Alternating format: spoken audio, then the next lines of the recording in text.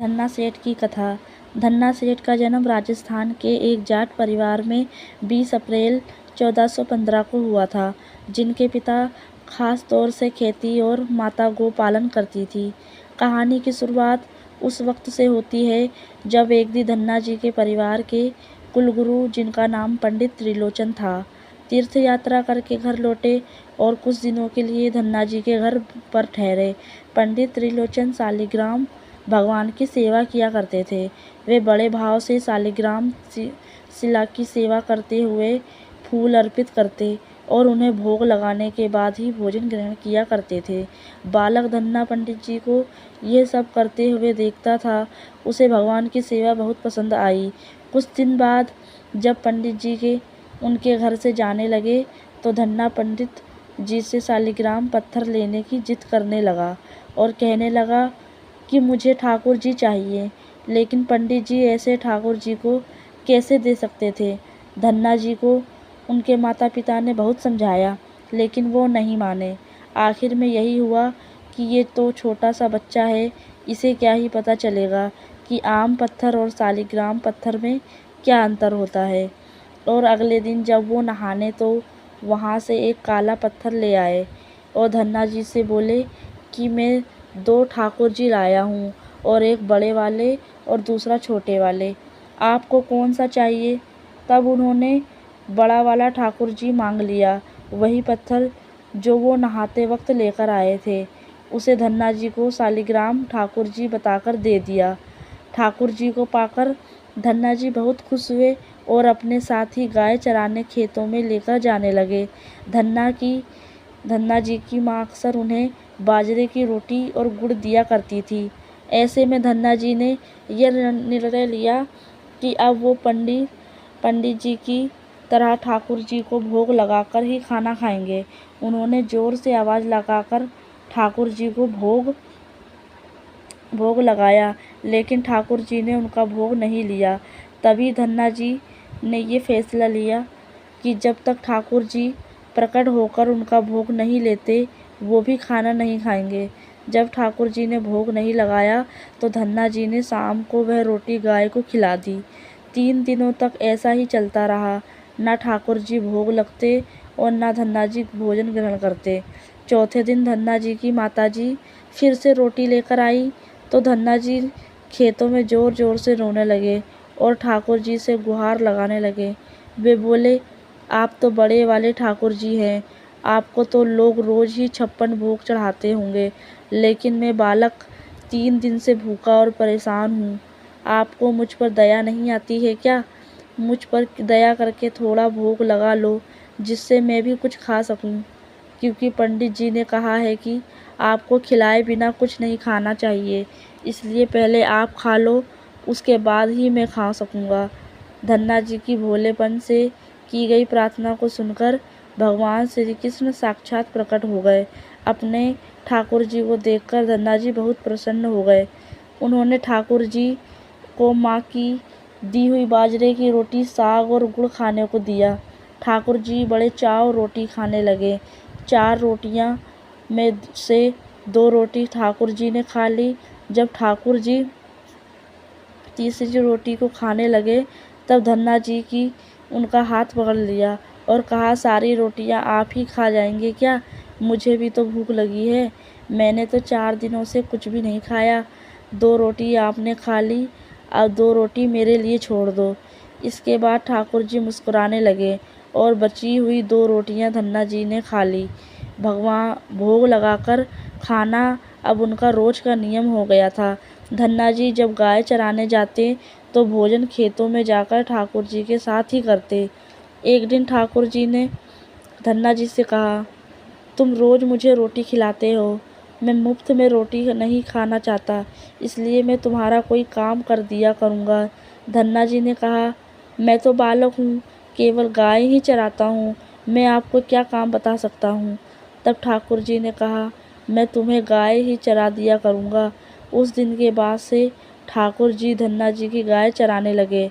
एक दिन धन्ना जी ने ठाकुर जी से पूछा, आप मुझे अपने हृदय से क्यों नहीं लगाते हैं? तब ठाकुर जी ने कहा, मैं तुम्हें सामने प्रत्यक्ष प्रकट हो गया हूँ। लेकिन पूरी तरह से मैं तब मिलता हूँ जब कोई सद्गुरु जीव को अपना लेते हैं। अभी तक तुमने किसी गुरु की शरणागति ग्रहण नहीं की है, इसलिए मैं तुम्हें अपने हृदय से नहीं लगा सकता। तब धन्ना जी बोले, मैं तो जानता नहीं कि गुरु किसे कहते हैं, फिर मैं किसे अपना गुरु बनाऊंगा। ठाकुर जी बोले, काशी में सद्गुरु श्री रामानंदाचार्य मेरे ही स्वरूप में विराजमान हैं, तुम जाकर उनकी शरण ग्रहण करो। ठाकुर जी के कहे अनुसार धन्ना जी ने काशी जाकर श्री रामानंदाचार्य जी की शरणागति ग्रहण कर ली। उस समय धन्ना जी की आयु 15-16 वर्ष के आसपास थी। श्री रामानंदाचार्य जी ने धन्ना जी को अपने शिष्य के रूप में स्वीकार कर लिया और उन्हें आदेश दिया कि अब तुम अपने घर चले जाओ। धन्ना जी बोले, गुरुजी, अब मैं घर नहीं जाना चाहता, तो आप मुझे घर जाने का आदेश क्यों दे रहे हैं? गुरुजी बोले, अगर तुम यहाँ रहकर भोजन करोगे तो केवल तुम्हारा ही कल्याण होगा, लेकिन अगर तुम अपने घर जाकर खेती किसानी करते हुए अपने माता पिता की सेवा करते हुए भजन करोगे तो तुम्हारे साथ कई जीवों का उद्धार हो जाएगा। गुरु जी के आदेश पर धन्ना जी घर लौट आए। इसके बाद जैसे ही धन्ना जी घर पहुँचे, ठाकुर जी ने उन्हें अपने हृदय से लगा लिया। इसके बाद धन्ना जी खूब संत सेवा करने लगे। जब भी उनके गांव में कोई साधु संत आते, धन्ना जी उन्हें अपने घर ले आते और बड़े प्रेम से उनकी सेवा करते, उन्हें भोजन खिलाते। संतों की सेवा करने के कारण अब उनके घर दूर दूर से साधु संत पधारने लगे। धन्ना जी उन सभी को बड़े प्रेम से सत्कार करते और उन सभी को भोजन खिलाते। एक दिन धन्ना जी की पिताजी ने धन्ना जी से कहा, देखो भाई, हम लोग गृहस्थ लोग हैं, यदि महीने में एक आध बार कोई साधु आ जाए तो हम उनकी सेवा भी कर दें और उन्हें भोजन भी करा दें, लेकिन तुम्हारी इन साधुओं से ऐसी दोस्ती हो गई है कि हर दूसरे दिन कोई ना कोई साधु चला आता है और अपने साथ एक दो और को ले आता है। यह ठीक नहीं है। हम अपनी खेती बाड़ी का काम करें या इन साधुओं की सेवा करें। तुम तो अभी बालक हो, कुछ कमाते हो नहीं, तुम्हारा पालन पोषण भी हम ही करते हैं और ऊपर से तुम साधुओं को बुला लाते हो। इस प्रकार इन निठल्ले साधुओं की सेवा करना ठीक नहीं है। इसलिए एक बात कान खोलकर सुन लो, आज के बाद यदि तुम किसी साधु को घर लेकर आए तो मैं उन्हें घर में नहीं घुसने दूंगा। यदि साधु सेवा करनी है तो पहले कुछ कमाई करो, फिर अपनी कमाई से साधु सेवा करना। पिताजी की बात सुनकर धन्ना जी उदास हो गए और चुपचाप खड़े हो गए।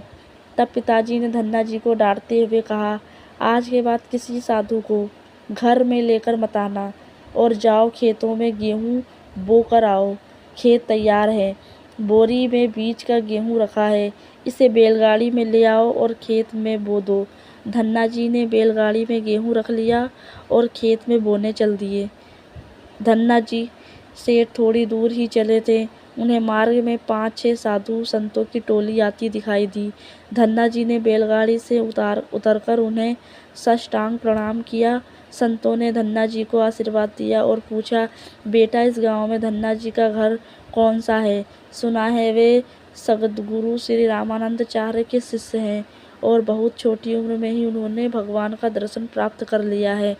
हम भी उनका दर्शन करना चाहते हैं। यह सुनकर धन्ना जी संकोच में पड़ गए और वे हाथ जोड़कर बड़ी विनम्रता से बोले, महाराज, मुझे ही लोग धन्ना भगत कहते हैं। संत बोले, भगवान ने बड़ी कृपा की, हम जिनसे मिलने आए थे वे यहीं मिल गए। निश्चिंत ही आप ऐसे ही भक्त हैं जैसा आपके विषय में सुना था। कितनी विनम्रता है आप में। चलिए आपके घर चलते हैं, वहीं बैठकर आपसे चर्चा करेंगे। धन्ना जी ने सोचा, अभी पिताजी ने साधुओं को घर लाने के लिए मना किया है।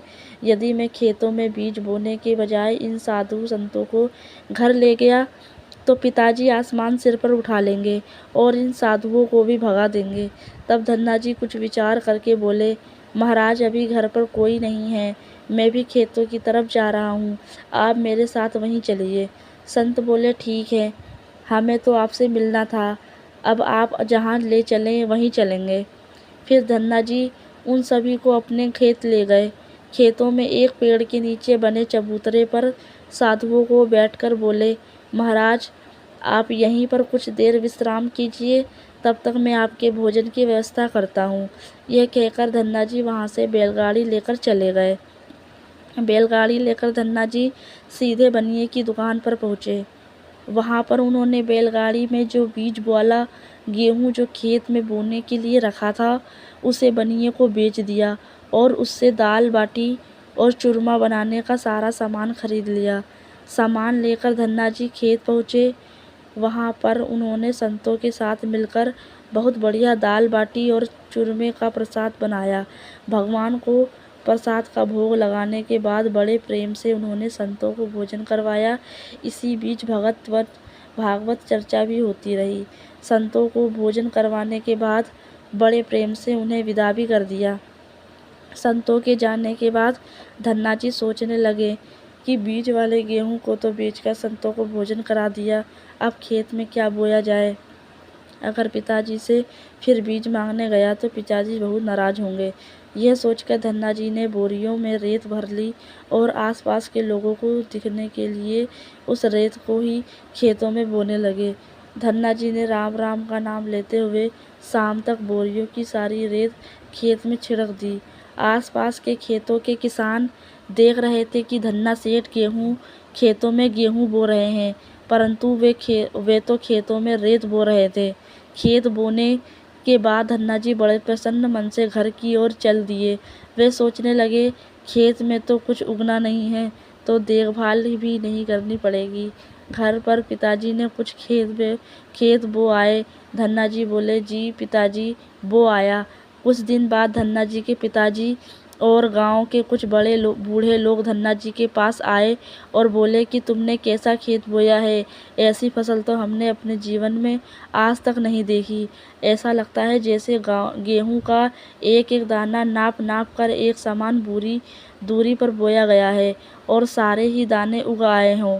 इतनी सुंदर फसल तो हमने आज तक नहीं देखी। ये सब तुमने कैसे किया।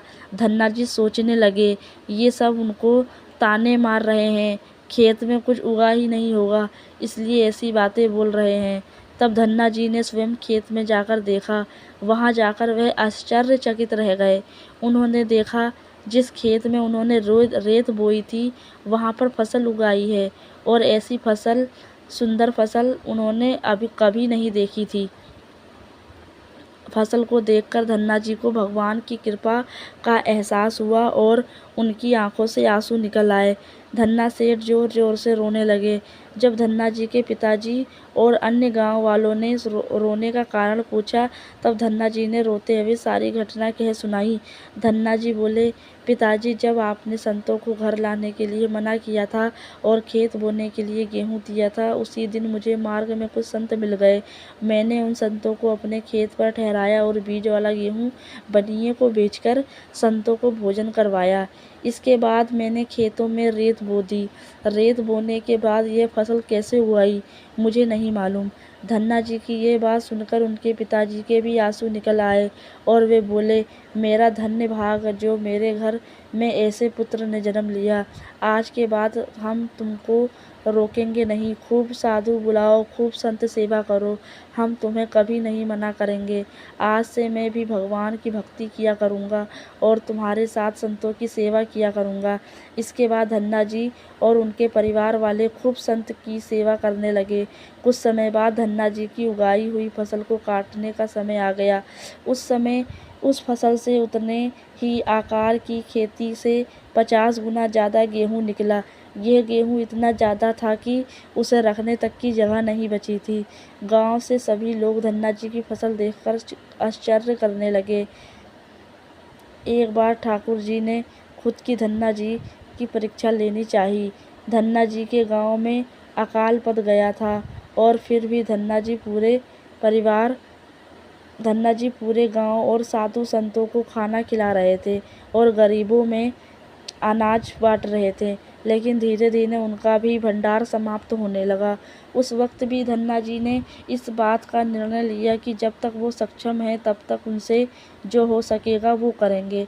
उनकी सेवा से प्रसन्न होकर ठाकुर जी खुद एक संत के रूप में उनके यहाँ आए और एक बीज दिया और बोले कि इस बीज को जाकर खेत में लगा आओ और उससे जो भी मिलेगा उसे गांव वालों में बांट देना। उन्होंने ऐसा ही किया, लेकिन गाँवी वाले उन्हें पागल कहने लगे। इस सूखे में आखिर कौन सी फसल उगेगी? मगर फसल जब हुई तो लोगों के आश्चर्य का ठिकाना न रहा।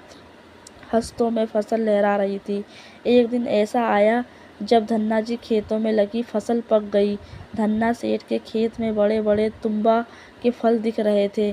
धन्ना जी ने सोचा, अब दान करने का तो कुछ है नहीं, अब इन तुम्बा से कमंडल बनाकर संतों को दिया करेंगे। धन्ना जी खेतों में लगे सभी तुम्बा के फल तोड़कर घर ले आए। घर आकर जैसे ही उन्होंने एक तुम्बा को कमंडल बनाने के लिए काटा, उन्होंने देखा ये तुम्बा हीरे मोती जवाहरात और कीमती रत्नों से भरा हुआ था। तुम्बा को कीमती रत्नों से भरा देखकर वे आश्चर्यचकित रह गए। उनके पास तो तुम्बा की पूरी फसल थी। उन्होंने देखा सभी तुम्बों में से ऐसे ही कीमती रत्न भरे हुए थे। तभी इस चमत्कार को देखने के बाद धन्ना जी को इन संत की याद आई जिन्होंने उन्हें तुम्बा के बीज दिए थे। अब धन्ना जी उस धन से लोगों की सेवा करने लगे। वे फिर से दोनों हाथों से लोगों की मदद करने लगे। उस समय वह अकाल कई वर्षों तक चला। उस समय धन्ना जी ने अपने घर में और आसपास के कई गांवों में लंगर शुरू करवा दिया। आसपास के सैकड़ों गांवों के लोग वर्षों तक धन्ना जी के लंगर में तीनों समय भोजन किया करते थे। धन्ना सेठ ने अपने जीवन काल में कई मंदिर, बावड़ियाँ, तालाब और धर्मशालाएं भी बनवाई और हर तरह से साधु संतों और जरूरतमंद लोगों की मदद की। लोग धन्ना जी को धन्ना सेठ कहकर बुलाने लगे। धन्ना जी जैसा धनी आज तक कोई नहीं हुआ। वे धन और मन दोनों के धनी थे। आज भी उनके नाम